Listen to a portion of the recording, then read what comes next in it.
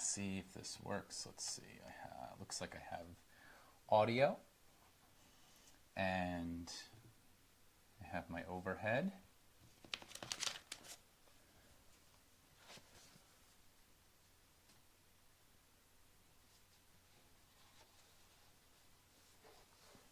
I'm looking at a few different things here. Let's see. Cool. A little bit of light on the situation.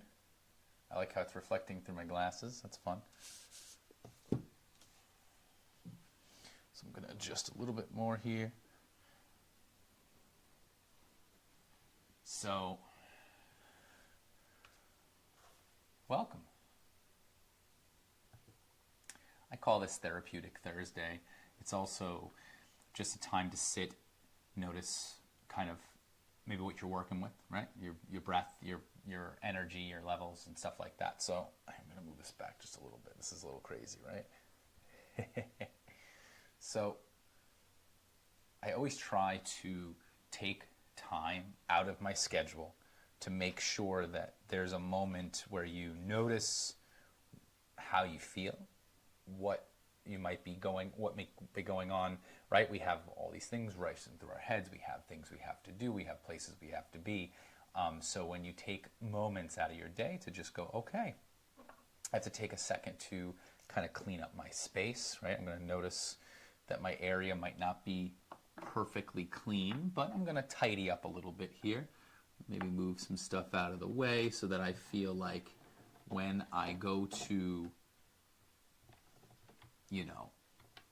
draw, write, journal, any of these things that I do that are my helpful tools, that I can really land here and not be so worried or feel the physical sensation of like when your space is cluttered, messy, anything like that. It can bring up like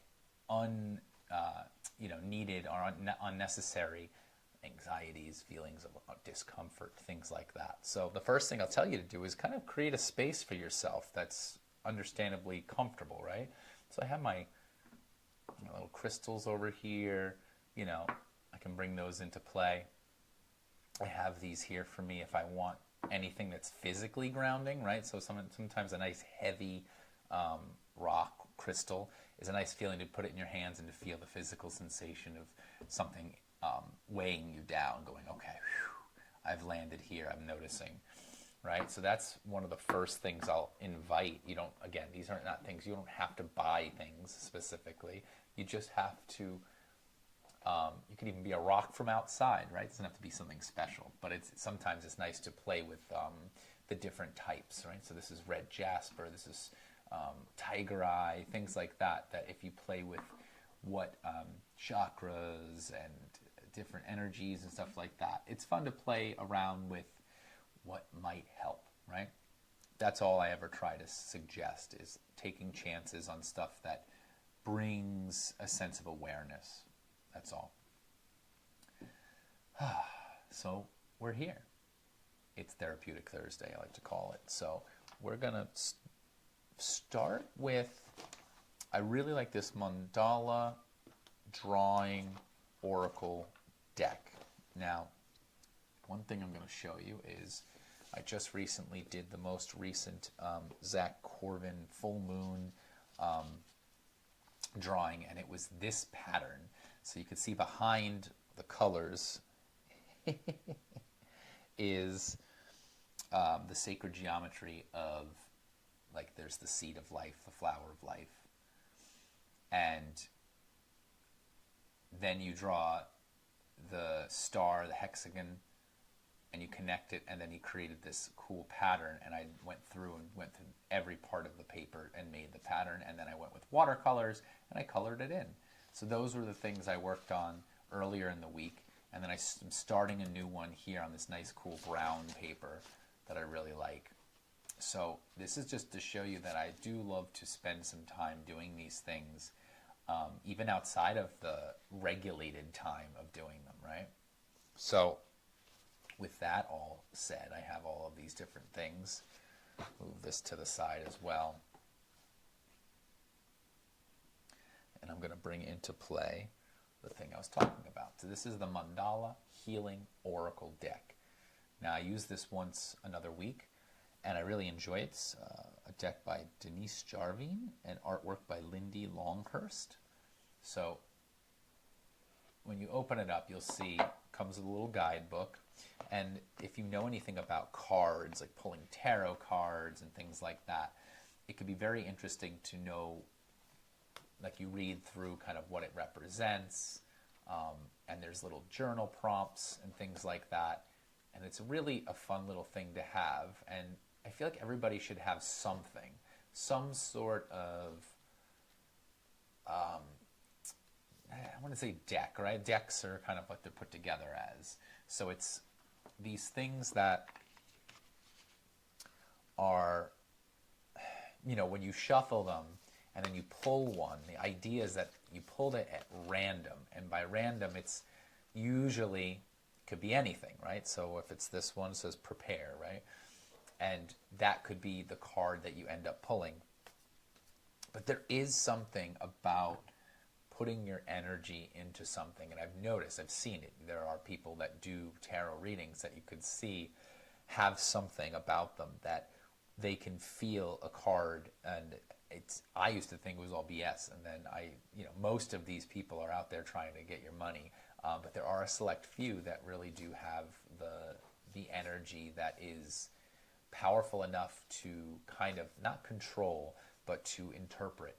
And I think that those people are very special and unique. And again, dime a dozen. It's very, very hard to find those people. Most people are out there trying to take your money. That's just the way of the world.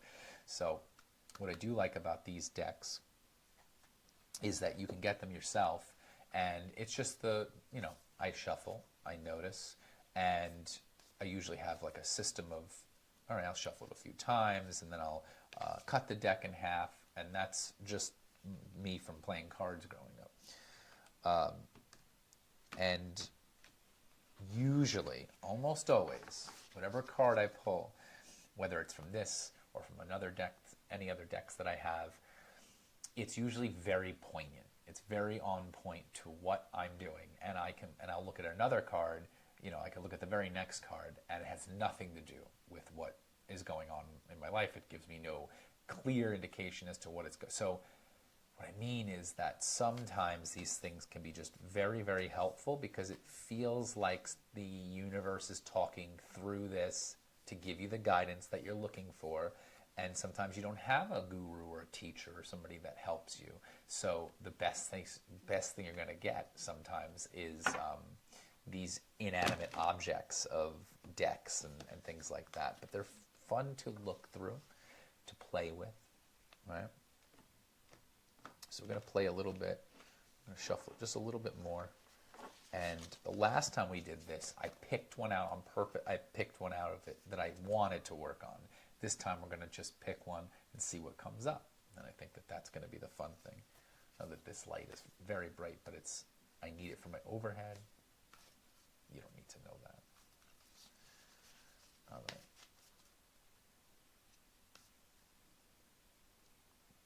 Okay.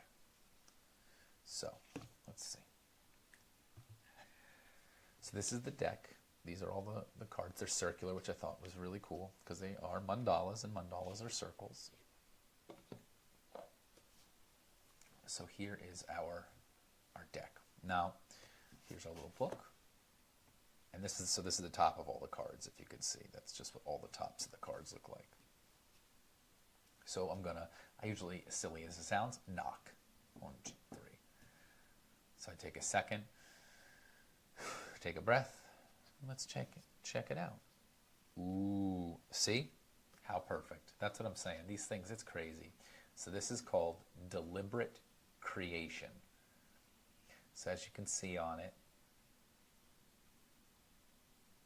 there is a circle in the middle. There's these kind of this cross up and down, across. Then there's the 4 corners. Then you have these other circles. You got these dragons going around the corners.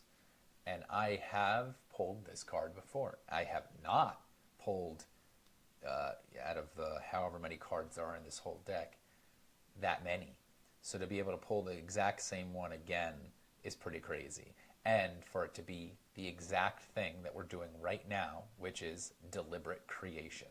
We're deliberately creating mandalas during this time period. It could have been let go, and that's cool, but there's nothing for me specifically to let go of. I'm enjoying my moments right now, and I'm not harboring anything. So right now, I don't need to let go. What I do want to do is deliberately create. So this I just pulled randomly, didn't plan it, but it is the card that I was like, it'd be cool if I got this one, because this one is really the one that I feel is the best to be drawn to when you're going to draw, right? Deliberate creation. So you can see all the different things. Got family here, the tigers of different, like the male and the female. You got the king and the queen. So there's seems to be a lot of between masculine and feminine. And again, there's like these little dragons going in the middle. Like, let's read about it. See what it says. So there's our deliberate creation mandala. And I want to say, I don't even remember the one that we did the last time, but that's okay. So here's deliberate creation. Let's look it up. So 15.